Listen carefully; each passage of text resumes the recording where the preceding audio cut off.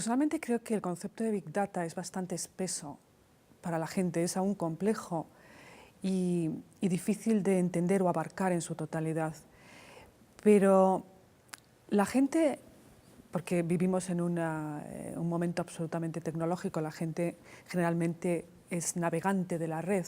Entonces sí que la gente cuando utiliza la red está viviendo el Big Data en su día a día, porque cuando hacemos compras en tiendas online, sobre todo Amazon, que es el paradigma, es una de las primeras empresas que empezó a utilizar y a modelar los datos, cuando la gente compra en Internet, sabe perfectamente que le salen productos relacionados, absolutamente personalizados, en relación con todo su historial de compra o sus hábitos de consumo, y sale una relación de productos. Y también te interesa esto, esto y esto, y estoy convencida de que nos interesa.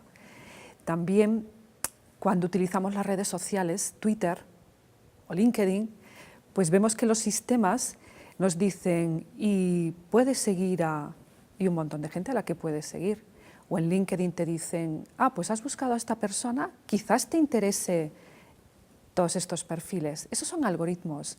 Y eso tiene que ver con Big Data, tiene que ver con que los sistemas nos conocen toda nuestra red social, nuestro networking, conocen nuestras preferencias, nuestros gustos, nuestros hábitos a la hora de navegar.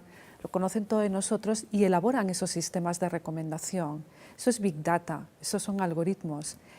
Por tanto, la gente, aunque no sea capaz a lo mejor de asimilar el concepto o de dar una definición o decir esto es Big Data, sí que lo está utilizando ya en el día a día. Un dispositivo móvil, un smartphone que está utilizando datos continuamente, y lo decía en el debate, si utilizas Google Now, es una herramienta de Google que si tú le das una serie de parámetros, pues dónde vives, dónde trabajas, o hay un cruce de datos de todos sus sistemas, te va a poder decir todas las mañanas, oye, tienes que salir de casa a esta hora porque el tráfico, atendiendo al tráfico o a las condiciones meteorológicas de la ciudad, y la forma más óptima de llegar a tu trabajo, ¿no? Son sistemas inteligentes. ¿Cómo explicaría yo Big Data a una persona? Pues lo primero es entender el concepto de dato. ¿Dónde están los datos? ¿Qué son los datos? Los datos están en la web, como acabo de comentar, que es una de las mayores fuentes de datos, pero los datos están a nuestro alrededor. Los datos son las magnitudes físicas y químicas, es la temperatura, es la humedad, es la velocidad, es el movimiento. Los datos están en las tarjetas de crédito que utilizamos, en los códigos de barra. Los datos, en el mundo físico, los datos los capturan generalmente los sensores. Una cámara de vídeo, y las ciudades del metro están llenas de cámaras, es un sensor, los sensores al fin y al cabo. O las antenas de telefonía que almacenan miles de datos. Los datos están en el mundo físico. Entonces, actualmente también vivimos otra revolución de la cual se habla muy poco, pero es la revolución de los sensores. Dentro de poco estaremos utilizando sensores en nuestros dispositivos móviles para incluso analizar la saliva o analizarnos la sangre, ¿no? Los biosensores. Es alucinante lo que está pasando.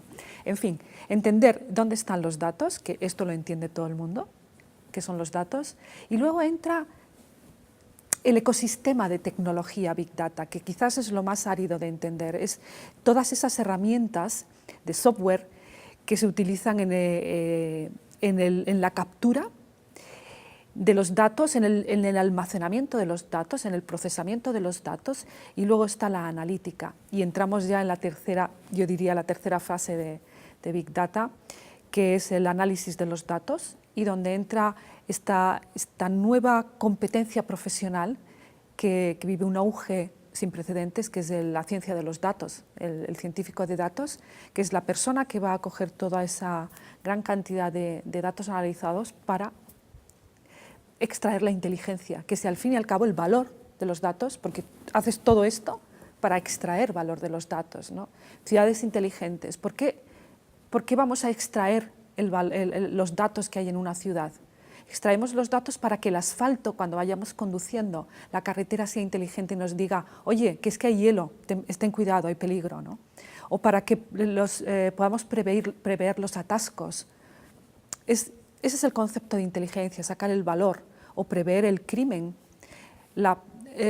Hay dos palabras claves en el mundo de los datos, que sería la personalización, es decir, oye, todas estas personas por los algoritmos en torno a ti son las que te interesan, o la medicina personalizada que nos va a traer el Big Data, personalización, la captura de los datos, el dato, la tecnología y al final la ciencia de los datos, ¿no? Cómo vamos a extraer el valor de los datos, la predicción, la otra P que me faltaba, joder, la predicción, cómo vamos a poder predecir los acontecimientos, que es lo que se está utilizando. Yo creo que con este argumento sí que la gente entiende perfectamente lo que es el mundo de los datos, ¿no?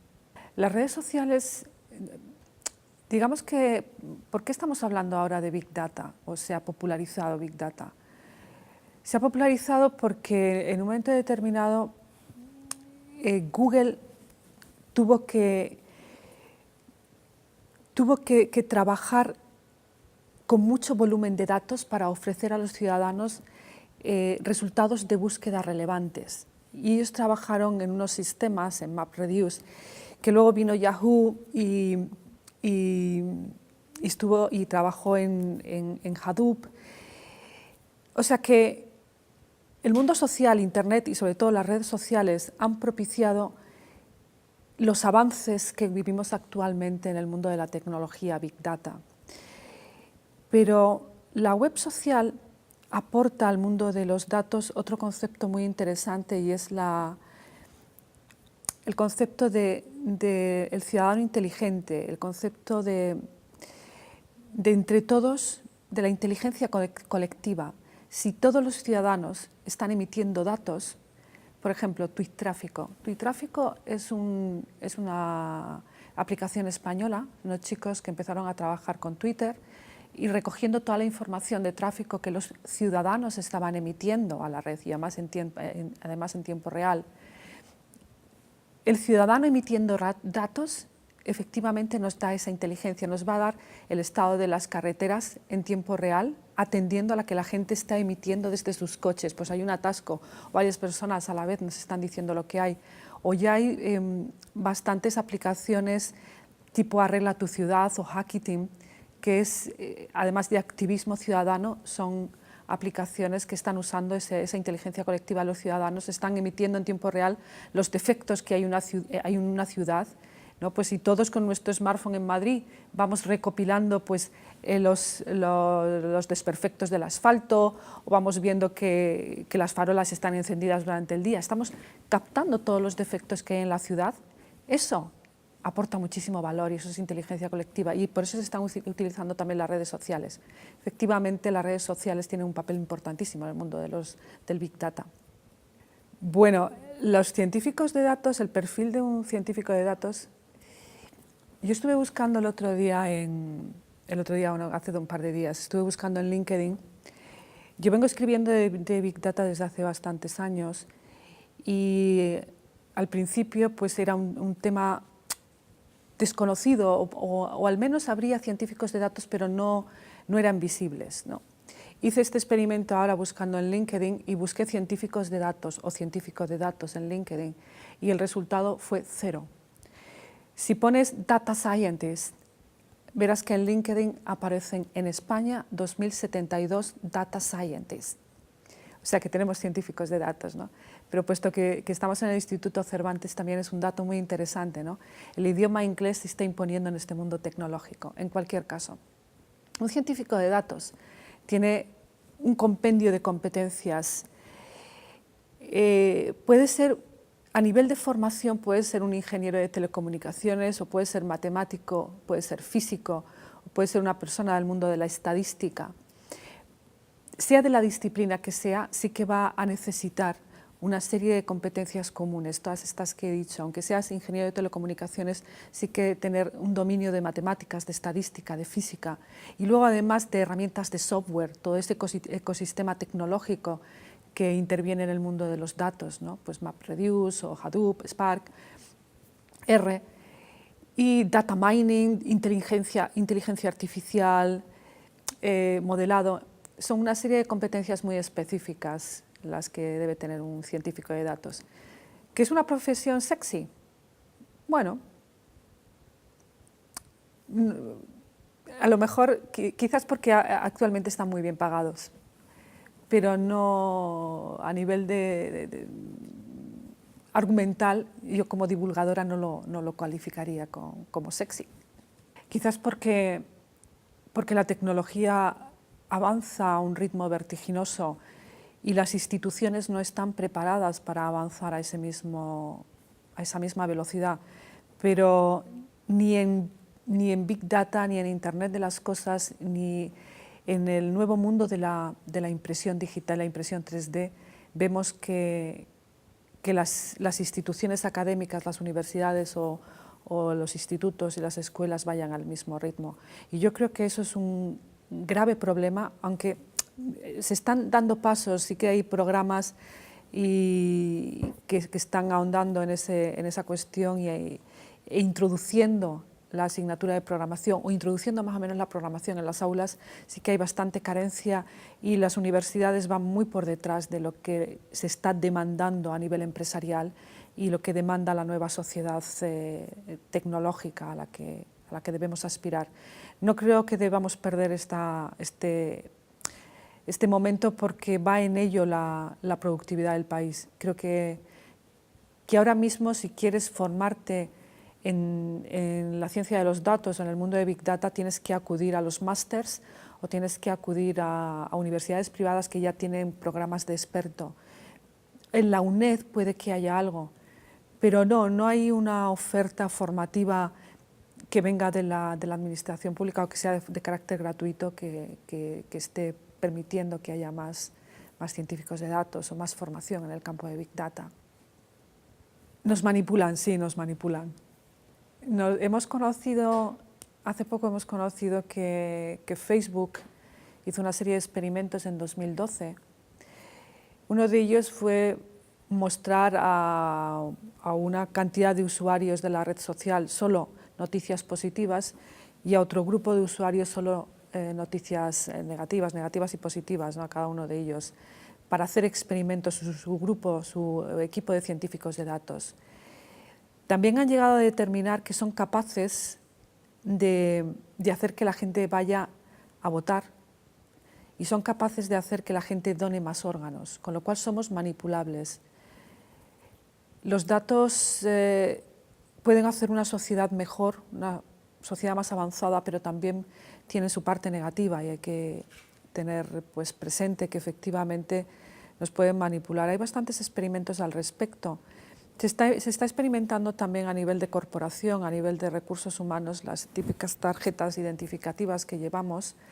En algunas empresas se están incluyendo sensores, cámaras de vídeo, incluso micrófonos.